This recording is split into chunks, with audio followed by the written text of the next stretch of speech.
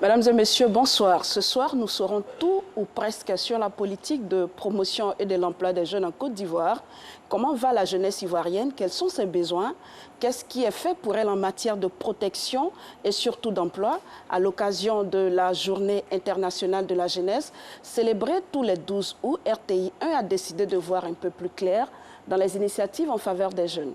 Pour en parler, qui mieux que le premier responsable de ce département, le ministre Mamadou Touré, ministre de la promotion de la jeunesse et de l'emploi des jeunes.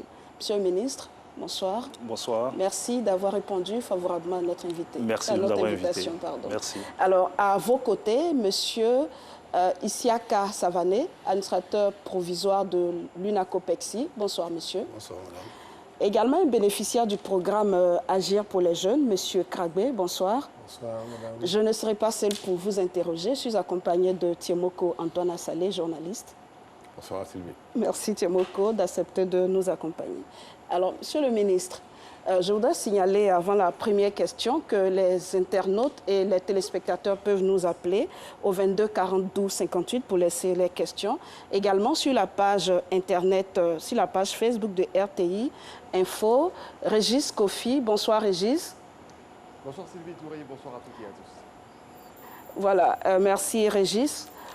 J'espère que vous êtes prêts à recueillir toutes les questions sans laisser aucune de côté pour le ministre Touré Mamadou, des questions évidemment qui intéressent ou qui préoccupent la jeunesse. Monsieur le ministre, 200 000 emplois par an, au bout de 9 ans, on doit être à 1 800 000 emplois créés. Est-ce que le compte est bon?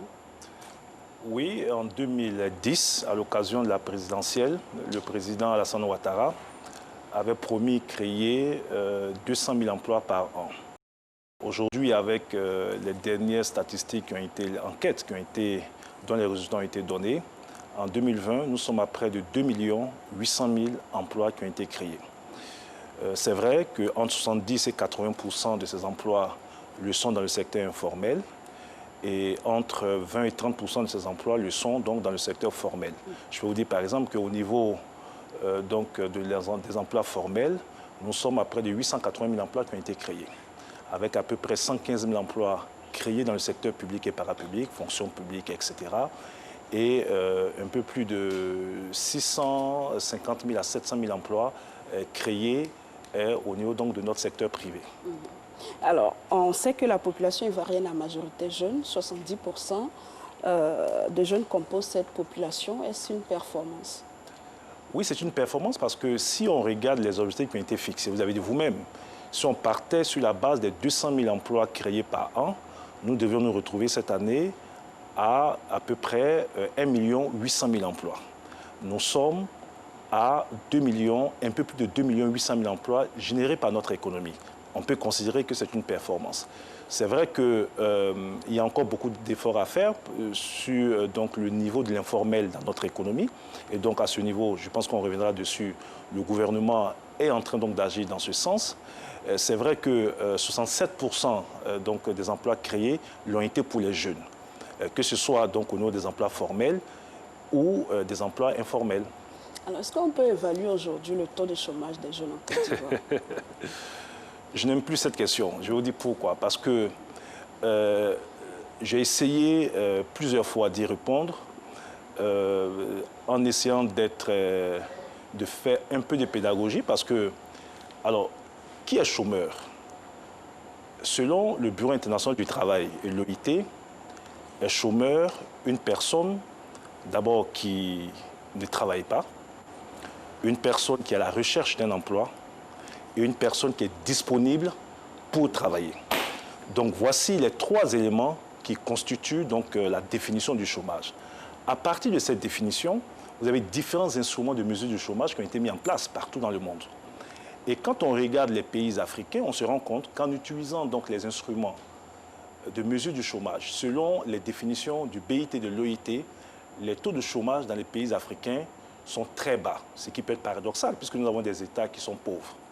Ce que la Banque mondiale dit dans son rapport de 2018, c'est que cette contradiction pourrait s'expliquer. La BAD, dans son rapport de 2018, la BAD note que plus les États sont pauvres, plus le taux de chômage est bas. Parce que ces populations qui sont dans une extrême pauvreté sont obligées souvent de mener n'importe quelle activité pour vivoter, pour s'en sortir. Or, à partir du moment où ces populations mènent des activités, elles sortent de la définition du chômage. Donc on rentre dans une situation de personnes qui sont en emploi très précaire, souvent des travailleurs très pauvres, qui mènent des activités qui ne leur procurent pas seulement de ressources pour se prendre en charge. Donc selon la définition BIT et l'OIT, nous étions en 2016 à 2,6% de chômeurs dans notre pays, et l'UEMOA vient de faire une enquête dans tous les pays membres de l'UEMOA. En 2017, nous étions à 3,3% de chômeurs en Côte d'Ivoire. Au Bénin, on était à 2 points et quelques, au Burkina à 4 points et quelques, etc. Alors, c'est pour ça que nous ne voulons pas nous limiter à cette définition donnée par le BIT. Parce que cette définition masque une grande réalité. La grande réalité, c'est d'abord l'économie informelle. Entre 70 et 90% des travailleurs dans notre pays et dans la plupart des pays africains le sont dans le secteur informel. La grande réalité, c'est que vous avez des découragés. Donc, si un jeune aujourd'hui, bien que ne travaillant pas, ne recherche pas de l'emploi, il n'est pas disponible pour travailler, il ne rentre pas dans la définition du chômage. Un jeune qui, par exemple, ne trouvant pas du travail, est obligé de s'inscrire chaque année à l'université pour faire des études, pour éviter donc d'être à la maison à ne rien faire, il ne rentre pas dans la définition du chômage. Et donc, ce que nous avons fait, c'est de prendre le taux combiné de chômeurs, de sous-emploi, c'est-à-dire des personnes qui travaillent, mais dont le travail n'est pas décent, dont le travail ne leur permet pas donc, de subvenir à leurs besoins et qui n'ont pas toute la sécurité juridique par rapport donc, à ce travail, et de main-d'œuvre potentielle. En ce moment, nous montons à 20%. Donc le taux combiné est de 20%. Voilà ce que je peux dire sur cette question. Saleh Timoko. Monsieur le ministre, deux questions sur la question de niveau d'emploi créé. Tout à l'heure, vous disiez que dans le secteur formel, 800 000 emplois auraient été créés. De quoi vous parlez? Des concours qui sont organisés et les jeunes qui sont recrutés dans la fonction publique? De quoi vous parlez exactement quand on parle d'emploi formel, dans le secteur formel? Alors, lorsqu'on parle d'emplois créés dans le secteur formel, il faut regarder les emplois créés au niveau du secteur privé. Donc, ce sont les entreprises, les PME, etc. Et à ce niveau, comme je l'ai dit, nous sommes à 600, pour être très précis, à 696 764 emplois créés. Maintenant, lorsque vous prenez le secteur public et parapublic, c'est-à-dire donc la fonction publique, c'est-à-dire tous ces établissements publics nationaux qui recrutent aussi des personnes, nous sommes à 115 000 emplois créés. Mais quand on prend le secteur privé, les emplois créés dans le secteur privé, vous les quantifiez à l'actif du gouvernement ou bien à l'actif du secteur privé? Mais les deux, puisque le gouvernement crée l'environnement économique qui permet aux entreprises donc, de s'épanouir. Mais aussi aux entreprises, parce que ce sont quand même des personnes privées qui ont fait confiance à la politique gouvernementale et qui ont décidé d'investir.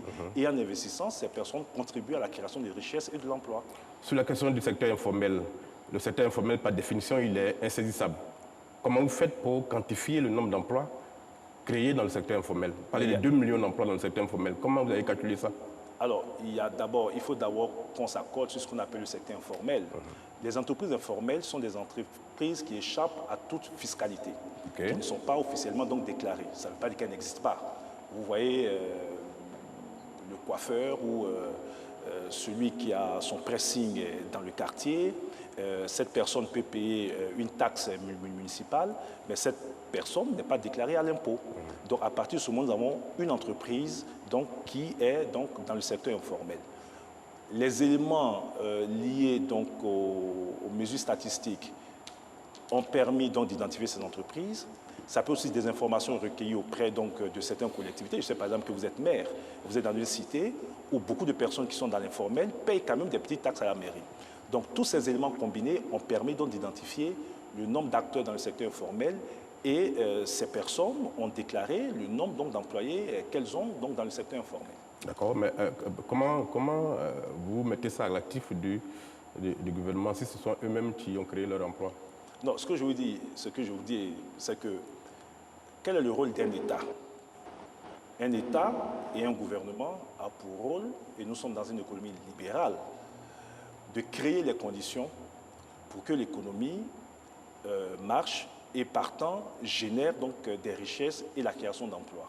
Mais vous avez d'autres acteurs qui interviennent. Ça peut être ces acteurs du secteur informel qui participent à la création de la richesse dans un État. Ça peut être des membres du secteur privé, comme je l'ai dit, qui participent. Tout cela, je ne dis pas que c'est exclusivement mis à l'avantage de l'État. Mais l'État a créé un environnement économique qui a permis à toutes ces personnes de mener à bien leurs activités et donc de s'épanouir et donc d'avoir de l'expansion dans leurs activités et donc d'embaucher.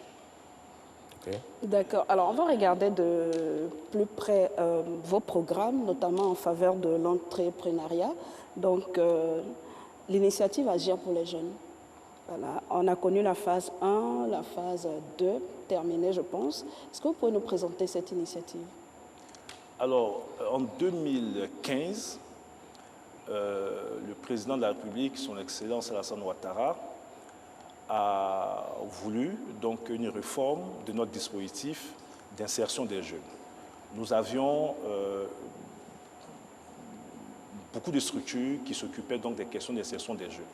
La rationalisation de ces structures a abouti à la création de l'agence emploi jeunes, puisque vous aviez le FNJ, vous aviez l'AGEP, vous aviez le FIDEN, etc., sans qu'il y ait de cohérence donc, dans leurs actions et d'efficacité dans leurs actions. Sans que, au-delà de la cohérence et de l'efficacité dans leurs actions, ces structures qui étaient d'ailleurs budgétivores, avec beaucoup donc, de travail, etc., ne démontrent en un mot leur efficacité. Donc l'agence emploi jeune a été créée. Et après la création donc, de l'agence emploi jeune, mon prédécesseur, le ministre Sidi Touré, a initié, donc, en tant que ministre de la promotion de la jeunesse, ce programme Agir pour les jeunes, qui s'adresse essentiellement à tous ces jeunes qui ont besoin d'un peu de financement pour entreprendre une première activité. Et ces jeunes, donc c'est des petits financements qui partent donc de 100 000 à 1 million de francs CFA. Pour la première phase d'Agir pour les jeunes, qui a été pilotée par mon prédécesseur, sur 12 500 jeunes formés, c'est un peu plus de 8 000 jeunes qui ont bénéficié de financement, pour à peu près 4 milliards de francs CFA. Et donc, lorsque nous sommes arrivés donc, à la tête de ce département, à partir de l'expérience réussie donc, dans l'opération Agir pour les jeunes, où je l'ai rappelé que 70% des jeunes qui sont vus octroyer des prêts ont remboursé effectivement, nous avons décidé, dans le cadre du programme social du gouvernement, avec l'autorisation du Premier ministre Amadou Gon Coulibaly, d'amplifier ce programme, vu l'impact que ce programme a eu donc, sur la situation des jeunes qui sont donc, dans la catégorie que j'ai citée. D'accord. D'où Agir 2 pour les jeunes. Voilà, vous avez déjà fait le bilan. On va aller à Gagnoa avec Mamadou Kouassi, qui a rencontré dans cette cité des bénéficiaires de l'initiative Agir pour les jeunes. Ceux-ci lui ont raconté leur histoire. On les écoute. Installé au quartier Garayo dans la commune de Gagnoa, Martial Niadri est chef d'entreprise. Il s'est spécialisé dans le traitement des textes, l'imprimerie et divers services. Martial a pu bénéficier d'un soutien financier de 600 000 francs CFA pour accroître ses activités grâce au projet Agir pour les jeunes. Aujourd'hui, un jeune qui a au moins un prêt, il peut être autonome, il peut être libre. Il peut faire la libre gestion de lui-même. Aujourd'hui, c'est grâce à l'emploi jeune. Aujourd'hui, moi, j'arrive aujourd'hui à vaquer à mes besoins. Je ne compte pas sur quelqu'un. Aujourd'hui, vraiment, je remercie le gouvernement pour ce qu'ils font, pour les jeunes surtout. À Gagnoa ici, on sait ce qui est là à Gagnoa. Il n'y a pas trop d'entreprises, mais aujourd'hui, grâce à l'emploi jeune, on arrive au moins à faire quelque chose. Martial, qui a exercé avec un particulier, a pu s'installer à titre personnel et emploie aujourd'hui d'autres jeunes. Mais depuis quelques mois, ce chef d'entreprise a entamé la phase de remboursement du montant octroyé par l'agence emploi jeune de Gagnoa. Avec le prêt qu'ils m'ont fait, voilà, j'ai essayé de payer le matériel, tout ça là. Aujourd'hui, je travaille dans de bonnes conditions. Voilà. J'ai commencé à rembourser l'argent qu'on appelle ça fin juin. Je rembourse chaque mois, chaque 6 du mois, la somme de 55 250. Voilà, 55 250. Avec la crise, tout ça là, ben, on tient le coup. On fait avec pour pouvoir rembourser nos dettes. Tout comme lui, Mariam Bomba, coiffeuse de profession, a bénéficié d'un soutien financier de 300 000 francs CFA pour le développement de ses activités. Cette coiffeuse professionnelle emploie également 2 autres personnes et rembourse depuis juin 2020 la somme de 29 000 francs CFA mensuellement. Des trucs que je n'avais pas dans mon magasin, grâce à l'emploi jeune, j'ai vu ça. Des baies, des mèches, des casses, des sacs à main, et pas même des pannes aussi dedans. Et maintenant, pour encourager mes frères, ils ont qu'à prendre le truc au sérieux et c'est vraiment vrai. La preuve que moi j'ai eu pour moi dedans. Maintenant, ce que je vais dire, s'ils ont pris, ils n'ont qu'à faire les efforts de le rembourser. À l'Agence régionale emploi jeune de Gagnoa, c'est la satisfaction chez les bénéficiaires. Néanmoins, des attentes sont exprimées. Je suis très satisfait, mais on n'est jamais satisfait à 100%. Parce que la mobilisation, quand on invite les jeunes à participer à ces programmes, on n'atteint pas 100% de nos objectifs. On mobilise les jeunes. Quand il s'agissait du programme Agir pour les jeunes phase 2, nous avons sensibilisé toute la population. Bon, il y en a qui sont venus, mais il y a encore des sceptiques. Donc, notre problème, c'est de faire en sorte que tout le monde croit à ces programmes qui sont initiés par l'État de Côte d'Ivoire. L'Agence emploi jeune de Gagnoa a octroyé à ce jour 451 518 000 francs CFA à 850 jeunes répartis dans les 11 guichets de sa zone de compétence. Voilà, pour être plus complet sur ce sujet, je dois rappeler que pour la phase 2, l'enveloppe globale, c'est 9 656 793 750 pour 17 615 bénéficiaires. Quant à la phase 1, elle a enregistré 9 151 bénéficiaires pour une enveloppe globale de 3 692 691 660 francs CFA.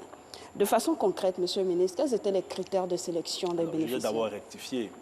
Ce n'est pas 17 615 bénéficiaires. Nous avons ciblé pour cette phase 2, dans le cadre du programme social du gouvernement pour Agir 2, 19 500 jeunes. Mais au finish, nous sommes à 21 500 jeunes qui ont bénéficié. Alors, les critères, c'est d'abord être jeune ivoirien, être porteur d'une idée. Ensuite, nous avons conclu un accord avec la COPEC. Tous ces jeunes qui sont allés dans les guichets emploi pour postuler ont été pris en charge par la COPEC, qui en son sein donc des personnes et ressources. Les jeunes présélectionnés, ensuite, une aide leur apportée pour transformer leur idée en projet. Ces jeunes sont formés. Après donc, leur formation, il y a une seconde donc, sélection qui se fait. Et à partir donc, de cette sélection, les financements donc, se mettent en place pour que ces jeunes commencent leur activité. Est-ce qu'il y a eu un réel engouement au niveau de la population jeune? Je peux vous dire que pour la seconde phase que j'ai pilotée, nous avons eu, sur 2 semaines qui a été donnée aux jeunes pour s'inscrire, c'est plus de 93 000 jeunes qui ont été dans nos guichets emploi. Sur les 93 000 jeunes qui ont été dans les guichets emploi, c'est à peu près 39 000 jeunes qui ont été présélectionnés pour une formation. Et sur les 39 000 jeunes qui ont été présélectionnés pour la formation, c'est donc en finalité 21 500 jeunes, comme je l'ai dit tantôt, qui ont pu bénéficier donc d'un financement. D'accord. Alors, on a déjà des questions d'internautes. Je pense qu'elles s'adressent plus à l'administrateur de l'UNACOPEXI. Une question de Royal Ignace Kessé. Jusqu'à présent, Agir 2, pas de financement à notre niveau à la COPEC Yopougon Ananere. Je suis découragée, j'avais trop confiance. Qu'est-ce qui s'est passé à Yopougon? Je viens d'être informé, mais ça m'étonne puisque, en fait, comme le ministre l'a signalé tout à l'heure, nous sommes pour une ouverture de 19 500, il y a 21 000 qui ont bénéficié, dont ceux de Yopougon Ananere. Donc c'est une information qu'il faudrait vérifier. Voilà. D'accord. Alors peut-être que sur ça, je peux réagir. Quand vous regardez, parce que moi-même j'ai eu beaucoup d'appels, beaucoup de messages de jeunes avec qui j'interagis, que ce soit sur les réseaux sociaux ou ailleurs, souvent il y a le fait que des jeunes ont été sélectionnés pour la formation. Vous avez donc, j'ai dit, 39 000 jeunes qui ont été sélectionnés pour la formation. Et pour beaucoup de jeunes, le fait d'avoir été sélectionnés pour la formation signifie automatiquement qu'ils ont accès donc, au financement. Donc vous avez 21 000 jeunes qui ont été financés, mais vous avez un nombre résiduel d'à peu près 18 000 jeunes formés qui n'ont pas eu de financement, mais qui seront pris en charge donc, dans J3 qui sera lancé d'ici lundi. D'accord. Une autre question pour l'administrateur de l'UNACOPEXI, enfin plutôt pour Monsieur le ministre, Boris Ferriol-Goué. Pourquoi les emplois créés pour les jeunes sont en majorité des emplois informels? Écoutez, nous sommes en train de travailler à ce que cela soit inversé avec mon collègue en charge des PME qui a initié un important projet de texte qui a été donc adopté par le gouvernement. C'est de faire en sorte que les entreprises qui sont dans l'informel sortent de l'informel pour aller vers le formel, avec un statut de l'entrepreneur qui a été créé. Cela passe par l'allègement même de la fiscalité qui leur est adressée. Donc c'est une réflexion qui est en cours.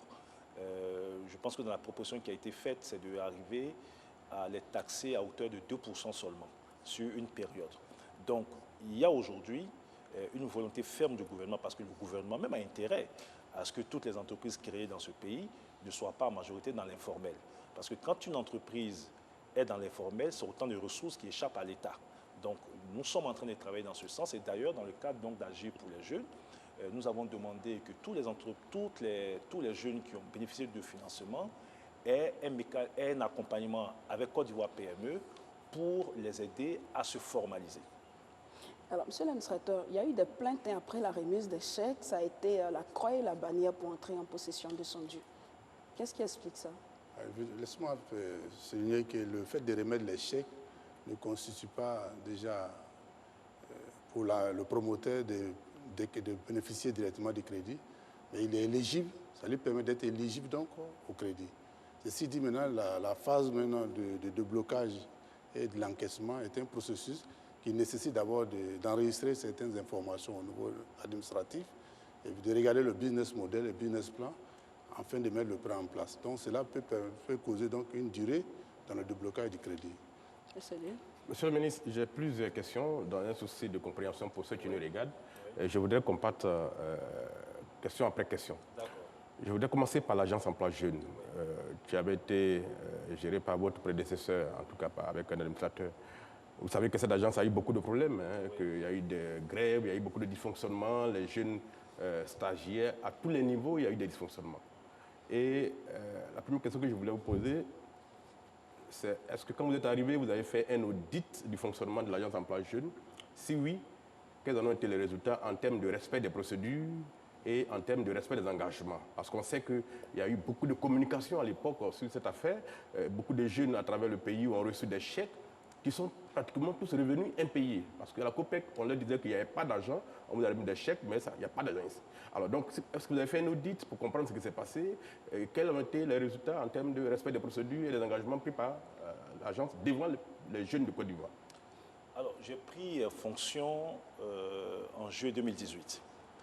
Au moment où je prenais fonction, avec un partenaire technique, qui est l'Agence française de développement, il y avait l'audit qui avait été effectué, mais en dehors de l'audit qui a été donc, fait par l'Agence française de développement, moi-même j'ai commis un cabinet privé donc, qui a fait l'audit organisationnel de cette agence.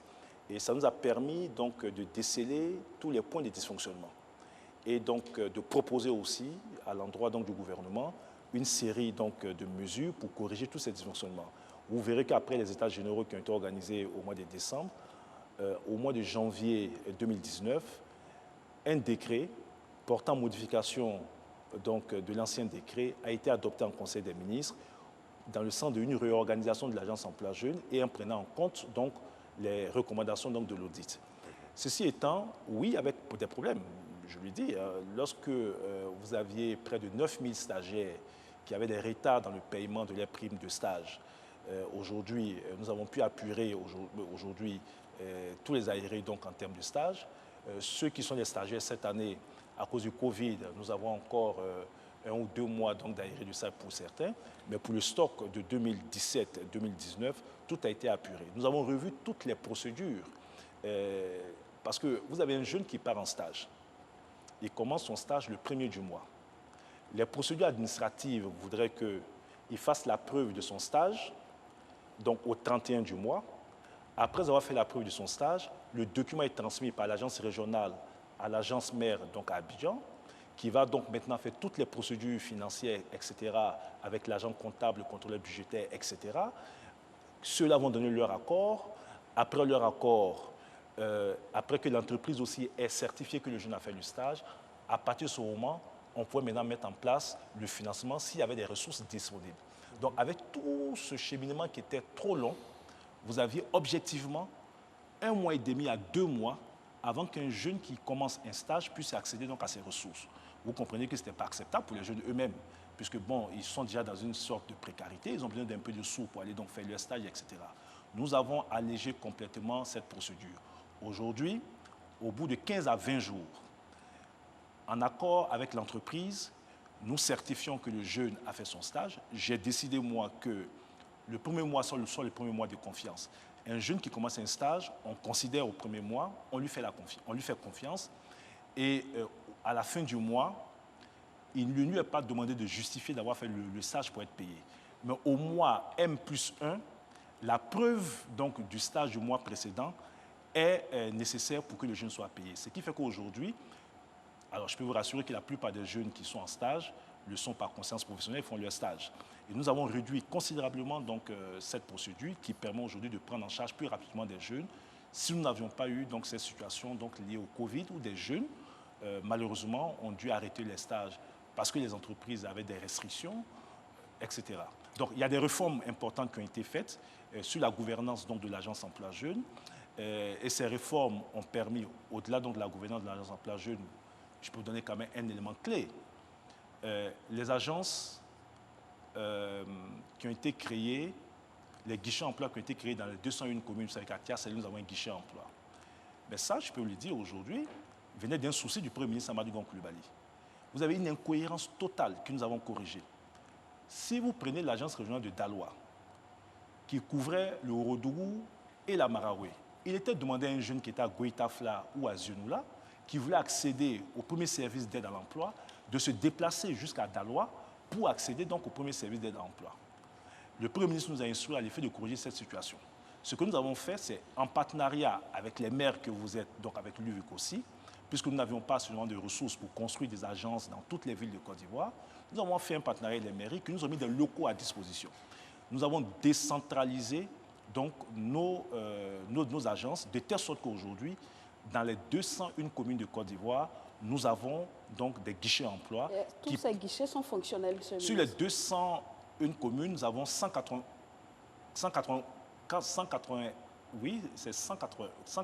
communes, pardon. C'est 191 pour être très précis, 191 communes qui ont un guichet emploi. Et ça permet aux jeunes aujourd'hui qui a Goïtafla, qui veut avoir des informations sur les offres d'emploi, qui veut accéder aux programmes tels que Agir pour les jeunes, etc., d'aller directement dans sa commune où il y a un bureau avec un agent qui a été recruté par nous-mêmes et qui leur permet d'avoir des informations et d'accéder au programme. Donc c'est une série de réformes qui nous a permis d'obtenir tous les résultats que nous avons aujourd'hui et dont nous allons parler au cours de cette émission. Sur la question du stage, le stage que vous octroyez aux jeunes, c'est quoi la finalité? Quand ils ont fini le stage, est-ce qu'il y a une... On va revenir au stage. Voilà. Alors, on est sur Agir pour les jeunes. Il y a M. Kragbe qui est avec nous. Je voulais poser d'abord une question. D'accord, allez-y, avant qu'on y vienne à M. Kragbe. Sur Agir pour les jeunes, 1, je dis même 2. Alors, sur 1, oui. Je vais corriger, c'est vrai qu'il y a eu quelques difficultés. Oui. Mais dire que tous les jeunes qui ont reçu les chèques n'ont pas été payés, ce n'est pas vrai. Il y a eu des difficultés, il y a eu des retards dans les paiements sous mon prédécesseur, certes, mais il a corrigé cette situation. Et donc, les 8000 et quelques jeunes qui ont bénéficié donc de leurs chèques ont tous été financés. Et le taux de remboursement a été de 70%. D'accord. Sur le 2, et là, peut-être la question peut intéresser l'administrateur de la COPEC. Et je parle d'expérience, puisque vous l'avez dit, je suis un élu, et donc les jeunes de ma commune aussi ont participé à ce genre de programme. Alors, ce qu'on veut comprendre, un jeune qui fait, il peut être 3 ou 4 à monter un projet, dont le montant peut être à 2 500 000 par exemple. Le projet est sélectionné, ils font la formation, et puis au moment de récupérer, d'avoir l'argent, la COPEC leur donne seulement 900 000 francs sur les 2,5 millions. Est-ce qu'on peut considérer ça comme un financement d'un projet? Parce qu'il ne peut pas réaliser le projet avec 900 000 francs, puisque le projet fait 2,5 millions. C'est déjà arrivé? C'est déjà arrivé, puisque je parle d'expérience. Je vais vous répondre. Oui, allez-y. Effectivement, ça peut arriver, mais il faut comprendre que ce genre de projet, il y a 2 volets. Il y a le côté investissement et il y a le côté fonctionnement. Et en principe, ce qu'on a convenu, c'est que lorsqu'il y a la mise en place du crédit, le décaissement se fasse progressivement. D'abord, pour le côté investissement, on met les moyens à disposition du groupe ou du jeune pour faire prendre les biens. Et à la suite, il prend maintenant le côté fonctionnement pour faire tourner. Donc, dans ce cas, ça peut arriver. Non, mais c'est le cas que je présente, c'est parce qu'on leur a expliqué. On ne leur a pas dit, on vous donne une partie, après on va financer une autre partie. Non, non, ils ont eu 2,5 millions comme projet validé. On leur a dit, vous n'avez que droit qu'à 1 million. Et dans 1 million, on leur a pris 10 000 francs pour l'assurance. On ne sait pas de quoi il s'agit. Et puis bon, le reste, il reste 990 000 francs. Ça peut arriver. Le projet peut se réaliser. Un cas très pratique, monsieur l'administrateur. C'est un cas pratique que je vous donne. Ça peut arriver. Parce que, qu'est-ce qui se passe? Tout à l'heure, vous avez parlé de la remise du chèque. J'ai dit que ça permet aux jeunes d'être éligibles, ou bien au groupe d'être éligibles. Après, il y a ce qu'on appelle le business model, le business économique qu'il faut monter. Et lorsqu'on monte le business, on se rend compte que pour le projet demandé, le montant alloué peut être inférieur ou supérieur à ce que le jeune a demandé. Et en ce moment, on nous dit, c'est vrai que vous avez demandé au démarrage 2,5 millions, Mais au vu de votre business model, le plan d'affaires qu'on fait demande qu'on mette à votre disposition 1 500 000. Et donc, on vous met les fonds à disposition. Et par la suite, quand l'activité commence, que le jeune a la possibilité de demander une consolidation pour poursuivre son activité. Donc, dans ce cas, peut-être qu'à Tchassalé, il s'avérait qu'on tombe sur des cas comme ça. Comme après la formation, il y a des jeunes qui ont désisté pour dire, moi, je pense que j'ai fait mon affaire, je n'ai plus besoin qu'on me finance. Après la formation, je vais me contenter d'accompagner mon activité. Sur ça, je voulais quand même réagir. Oui. Alors, peut-être expliciter. Un jeune peut demander un montant. Il peut demander 2 500 000 francs CFA. Ce que l'administrateur dit, c'est qu'au regard donc, de l'activité qu'il peut mener, on peut acter qu'il a 2 500 000 francs CFA, ou bien dire que, écoutez, vous allez mettre 2 500 000 francs. Non, mais nous pensons que pour cette activité, avec 1 500 000 francs, vous pouvez mener donc cette activité. Donc, si nous nous retrouvons dans ce cas de figure, voici l'explication. Ensuite, lorsque le jeune est financé, il ne l'a pas dit, mais le but, ce n'est pas donc de distribuer des ressources aux jeunes pour qu'ils fassent tout ce qu'ils veulent. Je pense que l'une des critiques et des inquiétudes était que vous donnez de l'argent public à des jeunes, on veut s'assurer que ces jeunes mènent les activités pour lesquelles ils sont financés et que ce n'est pas de l'argent qui servira, par exemple, à se retrouver dans le désert pour aller en Europe. Donc, lorsqu'un jeune est éligible à un financement, la COPEC a un agent qui va vérifier donc, que ce jeune éligible au financement, s'il veut faire par exemple du commerce, qu'il a l'espace nécessaire pour faire donc ce commerce. À partir de ce moment, il y a un plan de décaissement qui se met en place. Il ne s'agit pas de lui donner les 2 500 000 francs d'un coup ou les 1 million d'un coup. Il y a un plan de décaissement qui peut faire que, bon, pour commencer son activité en termes d'investissement, il envoie donc la facture pro forma s'il a besoin d'un réfrigérateur ou d'acheter telle ou telle chose. Il y a des COPEC qui payent directement et on leur met à disposition, donc ce n'est pas l'argent liquide qu'il touche. Et s'il a besoin d'un fonds de roulement, en ce moment-là, il accède donc à ces ressources. Certains jeunes ont pensé que dès le lendemain de la remise donc, des chèques, ils auraient donc la totalité donc, des ressources pour pouvoir en disposer comme ils veulent. Nous avons pris quand même quelques précautions parce qu'il s'agit quand même de l'argent public et nous voulons pour notre propre crédibilité que cet argent ne soit pas dilapidé et que ces jeunes-là l'utilisent à bon escient, qu'ils réussissent dans leurs activités et qu'ils puissent rembourser pour que le maximum de jeunes derrière puissent en bénéficier. Alors, je rappeler, avant qu'on ne poursuive, aux téléspectateurs qui peuvent appeler pour poser les questions au ministre ou à l'administrateur de l'UNACOPEXI au 22 40 12 58. Monsieur Kragwe est bénéficiaire de Agir pour les jeunes phase 2. Est-ce que vous avez souffert de ce fractionnement de l'enveloppe? Bon, souffert, vraiment, le mot est un peu très élevé. D'accord. D'abord, avant tout propos, je voulais dire merci d'abord à son Excellence le Président Alassane Ouattara qui a permis que ce projet ait lieu pour diminuer le taux de chômage ici en Côte d'Ivoire. Vraiment, ça n'a pas été facile quand même. Et je dis merci aussi au ministre Mamadou Touré, ministre de la Promotion, de la Jeunesse, des Jeunes, de l'Emploi de Côte d'Ivoire. Pour mon expérience, vraiment, ça n'a pas été facile parce qu'il faut dire, je n'y croyais pas. Agir 1 est passé, dont je n'ai pas bénéficié. Agir 2, je me suis dit que vraiment, ce n'était pas facile, mais il fallait quand même tenter le coup. Et j'ai postulé. Et je pense que par la foi des choses, Dieu a permis que les choses puissent passer et enfin bénéficier de ce prêt qui m'a été octroyé. D'accord. Voilà. Alors, comment ça s'est passé? Vous connaissiez quelqu'un? Parce qu'on a eu ces critiques-là, on a entendu ces critiques. Voilà, il faut connaître quelqu'un forcément dans le circuit pour bénéficier. Certains internautes nous ont laissé ces questions-là pour bénéficier véritablement d'un financement. Ça a été votre cas? Vous connaissiez quelqu'un dans la machine? Non. Je n'ai pas usé de mes connaissances, hein, parce qu'il faut dire que dès l'instant que j'ai appris cela, je me suis rendu dans l'agence emploi jeune de mon quartier. De Cipores. Donc je suis allé me renseigner, j'ai vu les critères pour être admis et automatiquement j'ai postulé. Et vous avez perçu votre enveloppe au bout de combien de temps?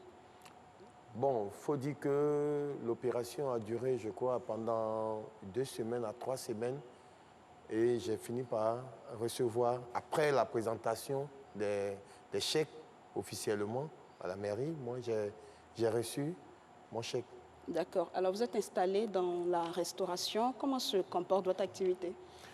Oui, j'ai choisi comme métier la restauration avec une connaissance acquise. Voilà, donc je me suis lancé grâce à ce financement. j'ai pu installer moi-même mon activité qui est la restauration, dont j'en rêvais beaucoup. Et puis, j'ai aussi permis à certaines filles, à certaines personnes de venir travailler avec moi, moyennant un salaire sur le travail. Aujourd'hui, ça me permet de vivre avec ma famille. Voilà, donc aujourd'hui, je suis installé grâce à ce financement. Donc, j'ai commencé depuis à rembourser depuis un certain moment. Et à cause de la situation du Covid, vraiment, les choses ont été vraiment un peu sombres, mais ça commence à aller. Vous avez perçu 800 000 francs, c'est ce que vous aviez demandé? Oui, j'avais demandé un montant d'1 million, mais j'ai perçu que 800 000. Pourquoi? Vous avez expliqué? Bon, selon l'administrateur de la COPEC, après enquête menante, ils m'ont dit qu'il fallait aller doucement pour le financement. Parce que ça ne sert à rien de bénéficier un grand montant et puis après, bon, il serait difficile de rembourser. Mais quand j'ai fait mon devis à moi, ça excédait à cela. Parce que dans la restauration, il faut s'engager, il y a beaucoup de matériel qu'il faut payer. Voilà, donc je me suis contenté de ce qu'on m'a donné.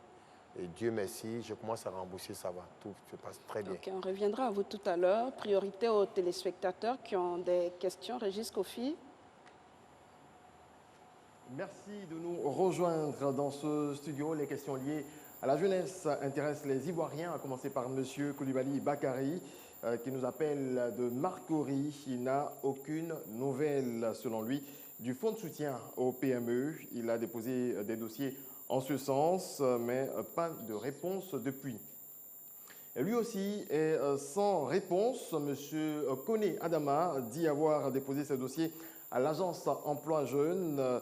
Il a suivi une formation avec d'autres jeunes à la COPEC, mais il est sans retour de l'agence depuis 4 mois maintenant.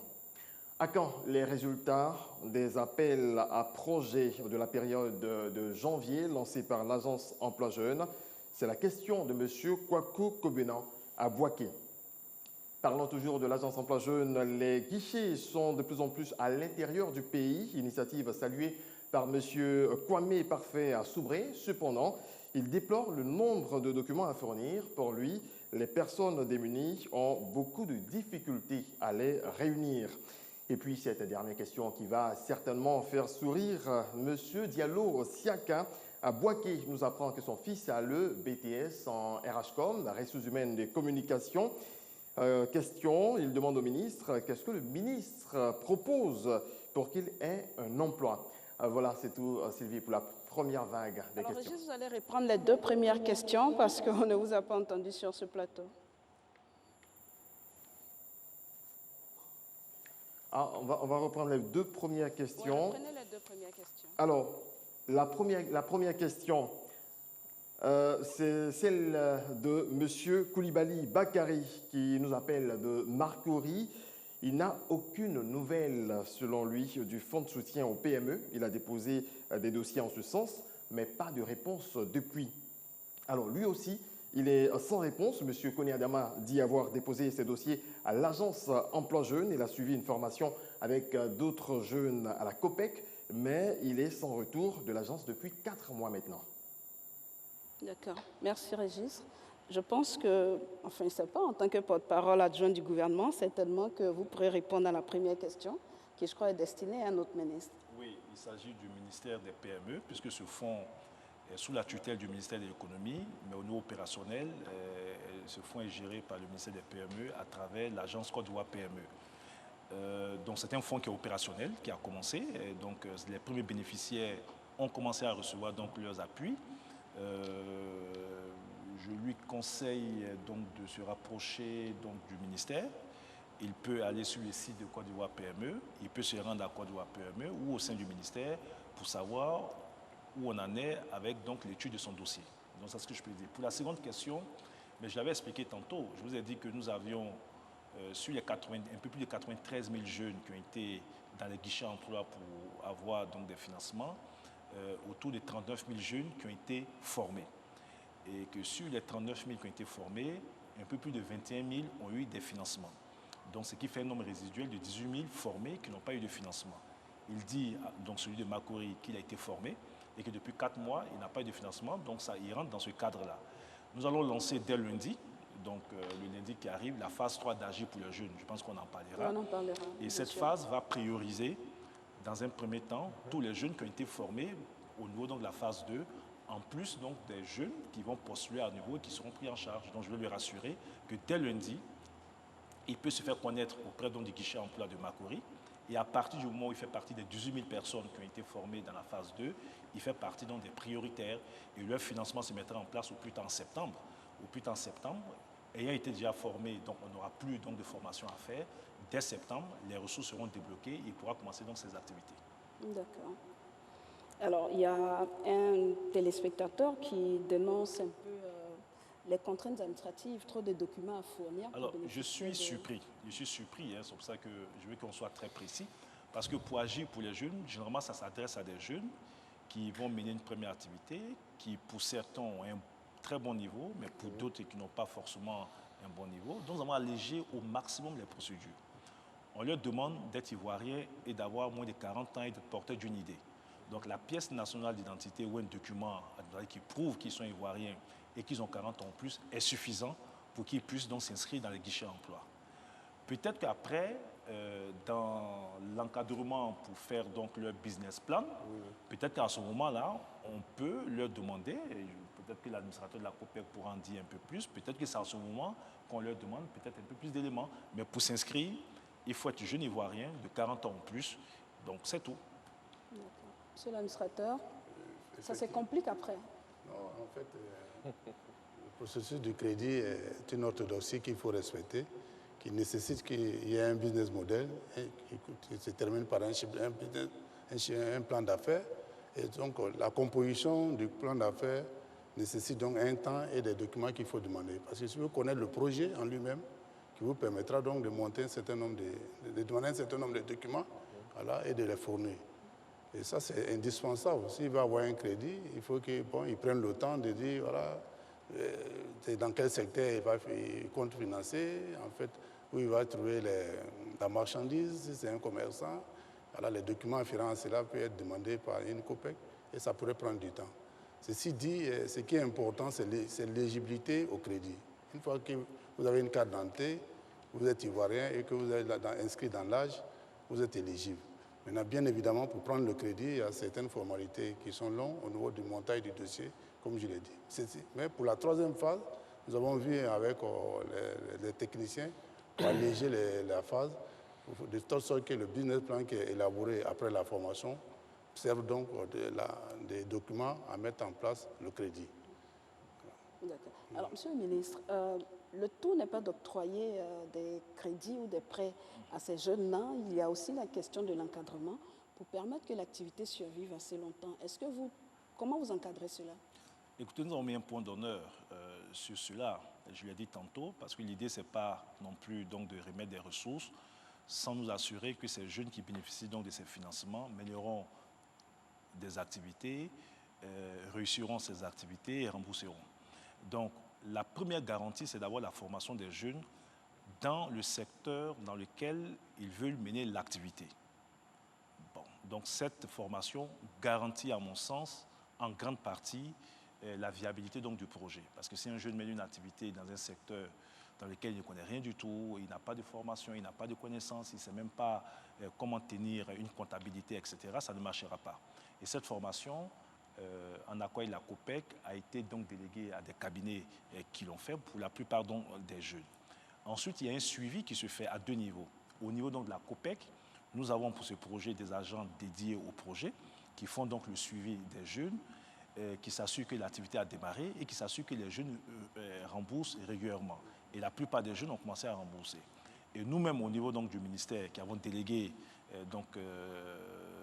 ce projet donc, à la COPEC, nous avons mis en place un comité de suivi qui nous permet, indépendamment de la COPEC, avec nos chefs d'agence régionale, avec nos assistants conseillers dans les guichets emploi et directement mes soignants des jeunes, d'avoir des remontées d'informations sur tout ce qui se fait, de contrôler ce qui se fait et de demander à la COPEC de corriger des choses s'il y a à corriger. Alors, par rapport à la Covid-19, M. Kragbé l'a exprimé, est-ce qu'il y a, c'est clair que ça freine un peu l'échéancier signé avec les bénéficiaires. Qu'est-ce que vous avez fait pour eux? Alors, en accord avec le Premier ministre Amadou Coulibaly, nous avons pris une série de mesures. Nous avons décidé, par exemple, que les jeunes qui ont bénéficié donc, des financements puissent bénéficier donc, de 3 mois pendant lesquels ils ne rembourseraient pas. Mais j'avoue, et là je me retourne vers l'administrateur de la COPEC, que moi-même j'ai reçu donc des appels, j'ai été à Yamoussoukro, j'ai rencontré des jeunes parce que je vais de temps en temps sur le terrain pour m'imprégner moi-même des réalités. Par endroit, certaines COPEC locales n'ont pas respecté. Et cela, nous avons signifié à l'administrateur de l'Agence Emploi Jeune que c'est inacceptable. C'est une décision du gouvernement et cette décision devrait donc s'appliquer partout. Il y a des COPEC qui l'ont respecté, mais il y a des COPEC qui n'ont pas respecté. Et ce que j'ai cru entendre, c'est que des sanctions ont été prises, en tout cas ce que l'administrateur nous a dit, contre les COPEC qui n'ont pas respecté cela. Et donc je m'adresse ici donc, à tous ces jeunes. Nous avons même décidé pour les jeunes à qui n'a pas été appliqué ces 3 mois, nous avons demandé à l'administrateur d'avoir un délai supplémentaire pour ces jeunes, pour qu'ils bénéficient donc de ces 3 mois. Donc ça fait partie des mesures d'accompagnement dans le cadre de la lutte contre le... D'accord. Agir pour les jeunes, c'est des financements, on va dire, 100 000 et 1 million pour les projets personnels, peut-être après un peu plus de 2 millions, au maximum 2 millions. 2,5 millions pour le 2 projet millions collectif. pour le projet collectif. Mais il y a aussi des jeunes qui ont des projets au-delà de cette fourchette-là. Alors, votre question est pertinente. La jeunesse n'est pas homogène. Je l'ai dit, on parle de jeunesse, mais vous avez plusieurs catégories de jeunes. Et l'idée, dans le cadre du programme social du gouvernement, c'est de prendre en compte dans les réponses qui sont apportées toutes les catégories de jeunes. Donc, pour le premier palier de financement qui part de 100 000 à 1 million pour les projets individuels et 2,5 millions pour les projets collectifs dans le cadre d'Agir, ça s'adresse donc à tous ces jeunes qui veulent entreprendre une première activité et qui ont besoin d'un peu de ressources pour intégrer le tissu économique. Nous avons un deuxième niveau de financement que nous appelons les MPE, les micro et petites entreprises.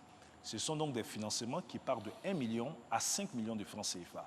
Et pour ces financements, j'ai eu à travailler avec l'Association des régions de Côte d'Ivoire pour que ces financements passent par les régions.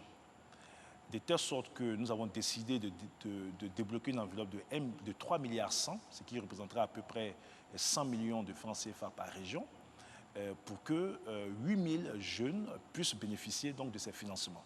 Donc l'idée, c'est de mettre en place un comité donc, avec les régions, les préfets et nos démembrements dans les régions. Les projets, il y a un appel à projets dans la région. Les projets sont traités dans la région.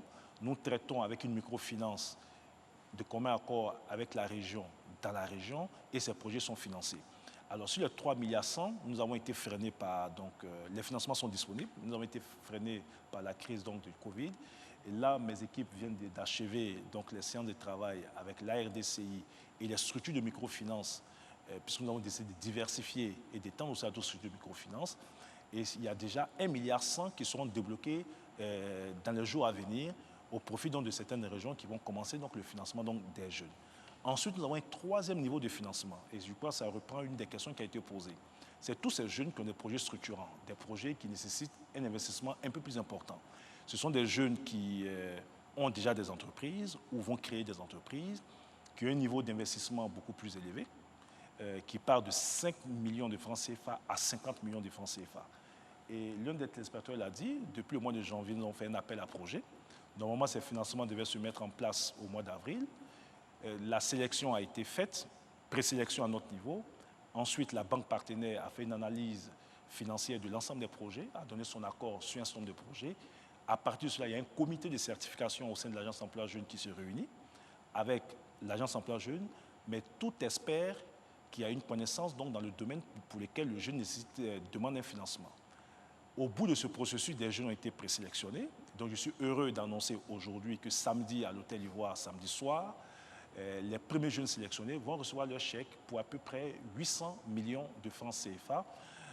Et ça leur permettra donc d'entreprendre. Et là, c'est vraiment de vrais entrepreneurs qui ont un besoin de financement un peu plus élevé. Alors, c'était la question de Nguessan Fidèle Ocho exactement. Pour les financements de projets compris 5 millions et 50 millions, nous n'avons pas encore été contactés. J'espère pour lui qu'il a été contacté pour recevoir son chèque ce samedi. En tout cas, s'il n'a pas été contacté cette fois-ci, ce n'est pas grave, parce que nous avons présélectionné en fonction, parce que la banque partenaire doit nous dire que le projet est bon, il est viable. Donc tous les mois, à partir donc, de ce samedi, tous les projets qui sont dans le pipe seront traités et tous les mois, il y aura des remises de chèques donc, à des jeunes qui veulent donc entreprendre. Agir pour les jeunes 3 rapidement là-dessus, pour qui et à partir des quand, comment ça va se dérouler très rapidement avant qu'on ne passe à partir de lundi, parce que dans le cadre du programme social du gouvernement, c'est 131 000 jeunes qui devaient être traités. Nous avons traité 21 500 jeunes. Nous avons encore 110 000 jeunes à traiter donc, dans les mois et années à venir.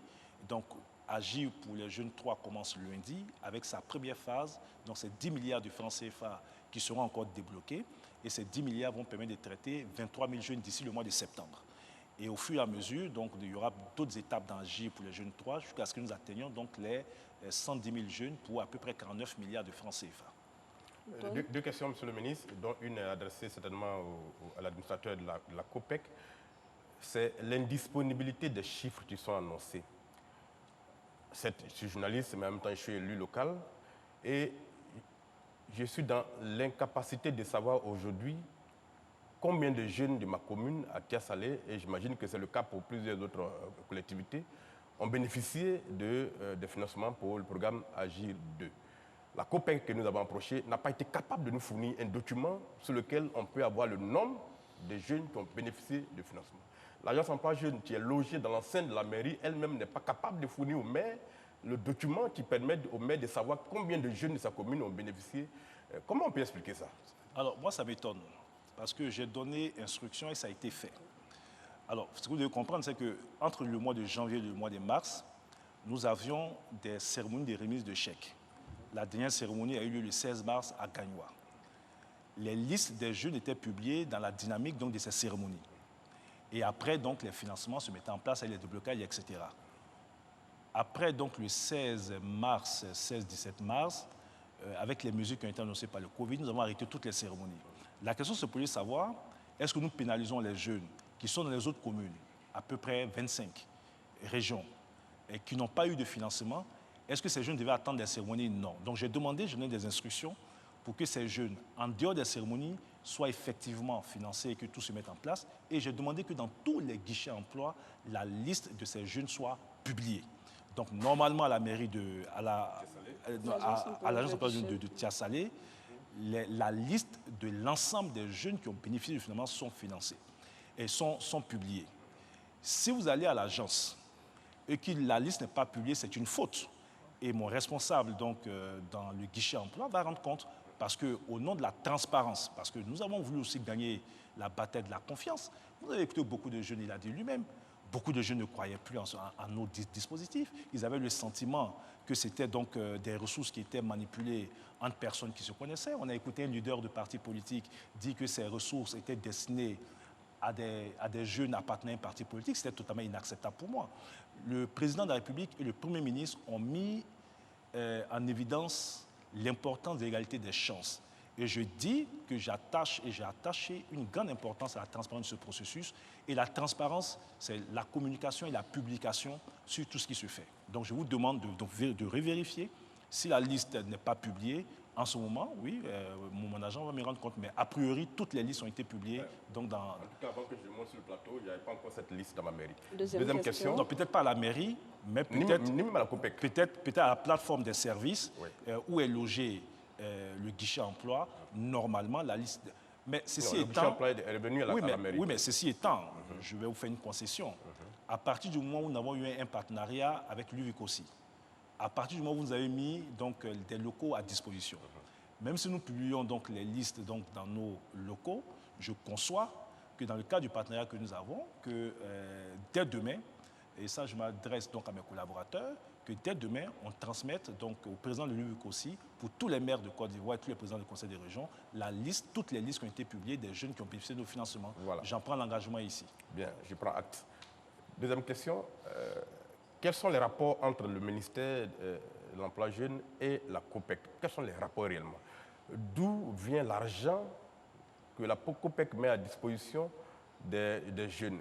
Est-ce que c'est de l'argent qui sort des caisses, la COPEC, donc de ses souscripts, de ses associés, ou bien c'est de l'argent qui vient des caisses du gouvernement qui est mis à la disposition de la COPEC? Parce que quand les jeunes vont dans les COPEC, il n'y a pas de financement, la COPEC leur dit, bah, le gouvernement a parlé, mais nous, on n'a rien reçu encore. Ah non, ça, éclaircissez-nous ça. Ça, c'est pas possible. Voilà. L'administrateur est là. Mais justement, c'est ça. Alors, le mécanisme financier qui a été monté est ceci. Nous avons, le gouvernement a logé au sein de la BNI des ressources. Le fonds de garantie à l'insertion des jeunes. Nous avons demandé donc à la banque, la BNI, de prêter en notre nom donc, des ressources donc, à la COPEC, avec une partie de nos ressources qui constitue la garantie pour la BNI. La BNI donc prête ses ressources à la COPEC et la COPEC, dans le cadre de la convention qui nous lie, prête, elle, les ressources aux jeunes. De telle sorte que notre fonds à la BNI constitue une garantie. Si la COPEC avait des difficultés à rembourser donc, ses ressources, c'est donc notre fonds qui allait souffrir donc, au niveau donc, de la BNI.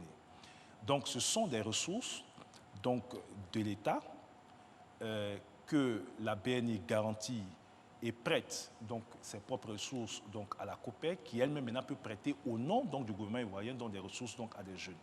Et je peux vous dire que pour Agir 2, depuis le mois de juillet 2019, la COPEC a reçu les 10 milliards de francs CFA. L'État a totalement fait libérer par la BNI les ressources pour la COPEC. Et c'est d'ailleurs pour ça que nous lui avons mis la pression. Parce que depuis le mois de juillet, les 10 milliards ont été totalement mis à disposition de la COPEC. Les sélections des jeunes se sont faites au mois de septembre, après l'ouverture des guichets emploi. Entre septembre et janvier, nous avons la sélection et la formation des jeunes. Et à partir du mois de janvier 2020, vous avez suivi sur l'ensemble du territoire, nous avons commencé donc, le financement des jeunes avec les remises des chèques. Alors, Monsieur le ministre, l'entrepreneuriat n'est pas l'option de toute la jeunesse. Certains sont en quête d'un premier emploi salarié et on leur confronte très souvent la fâcheuse exigence de l'expérience professionnelle. Comment vous réglez ça? Oui, ça fait partie donc, du deuxième palier de réponse dans le cadre du programme social du gouvernement. Nous avons 4 programmes essentiels. L'entrepreneuriat, nous en avons parlé, mais nous avons aussi le programme donc, de stage qui permet de régler en partie cela. Et à ce niveau, donc j'anticipe sur la question je reviens sur la question que le journaliste a posée. Vous avez 2 niveaux de stage. Les stages écoles, qui nous permettent de régler un important problème. Beaucoup de parents vous diront qu'ils mettent leurs enfants à l'école, ils ont des BTS, ils ont des licences professionnelles, etc. Ces enfants n'arrivent pas, pour valider leur diplôme, à avoir donc des stages écoles. La réponse apportée par le gouvernement est de faire en sorte que dans le cadre du programme social du gouvernement, tous les jeunes qui ont un besoin de stage de validation des diplômes puissent avoir donc l'opportunité. L'Agence Emploi Jeunes collecte les offres de stage auprès d'entreprises. Je voulais ici saluer toutes ces entreprises citoyennes qui nous accompagnent. Lorsque l'offre correspond aux besoins du jeune, le jeune est mis en stage. Et pendant la période de stage qui dure 3 mois, il reçoit un pécule de 15 000 francs CFA par mois. Pour en venir à votre question, pour régler l'épineuse question du manque d'expérience professionnelle, le président Alassane Ouattara, en 1992, avait initié les programmes d'aide à l'embauche qui permettaient donc à des jeunes sans expérience professionnelle d'acquérir une première expérience professionnelle en entreprise avec un accompagnement de l'État et au bout donc, de justifier d'une expérience professionnelle qu'ils pourraient donc mettre en évidence un peu partout. C'est ce que nous appelons, nous, les stages de qualification. Nous avons reconduit le programme qui a été initié par le président Alassane Ouattara, Premier ministre d'alors en 1992 et qui a bien marché. Et aujourd'hui, les stages de qualification au programme d'aide à l'embauche permettent donc de mettre les jeunes en stage en entreprise, en situation de travail dans une entreprise. Normalement, c'était 6 mois. Le Premier ministre Amadou Gon Coulibaly a donné des instructions à l'époque pour que nous passions à 1 an. Et donc, pendant 1 an, le jeune est en situation de travail en entreprise. Le gouvernement lui verse 45 000 francs CFA par mois. L'entreprise lui verse une contrepartie de 20 000 à 100 000 francs CFA par mois. Donc, des jeunes en situation de stage perçoivent entre 65 000, si vous prenez les 45 000 du gouvernement et les 20 000 francs de l'entreprise, jusqu'à 145 000 francs CFA par mois. Au bout d'une année, le jeune a sa première année d'expérience professionnelle. C'est un dispositif que nous avons expérimenté avec l'appui de la Banque mondiale dans le cadre du PGDEC. Et je peux vous dire aujourd'hui que l'enquête qui a été menée, l'audit qui a été fait par la Banque mondiale sur le projet PGDEC a permis de ressortir que 70% des jeunes qui ont été mis en situation de stage PAE ont été embauchés par les entreprises qui les ont pris. Donc du coup, après 1 an, il a son expérience professionnelle, soit l'entreprise le garde, ou bien il peut compétir dans une autre entreprise en justifiant d'une année d'expérience professionnelle. Voici la réponse concrète que le gouvernement a apportée donc, ces dernières années, ces derniers mois, à l'épineuse question du manque d'expérience professionnelle donc, des jeunes. Alors, on va aller à la rencontre d'un jeune qui a bénéficié d'un programme d'insertion du PGDEC. L'une de nos équipes l'a rencontré. On suit son témoignage. À 27 ans, Théophile Nyapi est assistant des ressources humaines dans cette entreprise de vente de matériel d'énergie solaire.